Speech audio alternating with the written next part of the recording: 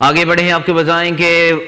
حکومت پاکستان کی جانب سے چین کے شہر ووہان میں پاکستانیوں کو کھانا بھیجنے کا یہ معاملہ ہے۔ آپ کو بتائیں کہ معاون خصوصی برائے سمندر پار پاکستانی زلفی بخاری کی جانب سے بھجوایا جانے والا سامان چین پہنچ گیا۔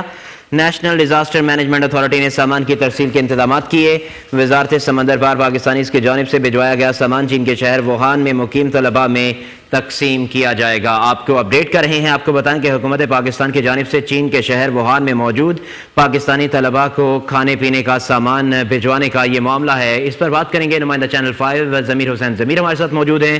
ضمیر، اپڈیٹ کیجیے گا، سامان جو بھیجا گیا تھا وہ پہنچ گیا ہے ووہان؟ جانب سے بھجوایا جانے والا سامان جو ہے وہ چین پہنچ گیا ہے اور نیشنل ڈیزاسٹر مینجمنٹ اتھارٹی نے سامان کی تفصیل کے انتظامات کیے، جبکہ وزارت سمندر پار پاکستان کی جانب سے بھی بھجوایا گیا سامان چین کے شہر ووہان میں مقیم طلباء میں تقسیم کیا جائے گا۔ آج جو ہے چین کے شہر ووہان میں مقیم پاکستانی طلباء کے لیے تیار کھانا جو ہے وہ انتظار کر دیا گیا تھا اور حکومت پاکستان کی طرف سے چین کے شہر ووہان میں مقیم پاکستانی طلباء کے لیے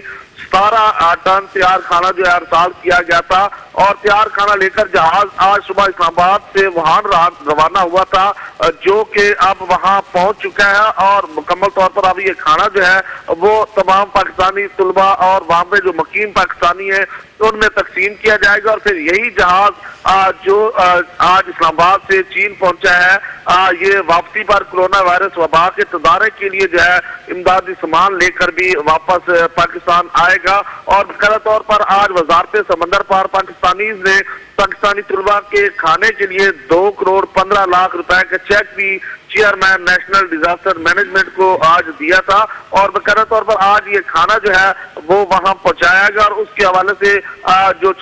سمندر پار پاکستانی کے جو ہیں زلفی بخاری صاحب انہوں نے اپنے ٹویٹ میں بھی جو ہے وہ باقاعدہ طور پر یہ کہا ہے کہ جیسا کہ وعدہ کیا گیا تھا وہاں میں پاکستانی طلباء کے لیے کھانے کے راشن زلفی بخاری کی جانب سے جو وعدہ کیا گیا تھا انہوں نے کہا ہے کہ اس کو پورا کر دیا گیا ہے۔ بہت شکریہ ضمیر حسین۔ ضمیر، آپ تفصیلاً اپڈیٹ کر رہے تھے۔